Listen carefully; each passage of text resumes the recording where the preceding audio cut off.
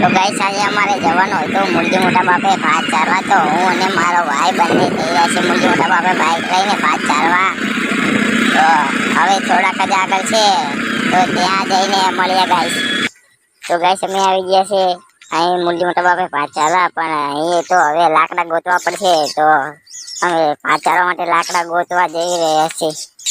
તો લાકડા તો અમે ગોતી લીધા, હવે આને ભાગીને ત્યાં લઈ જઈશું।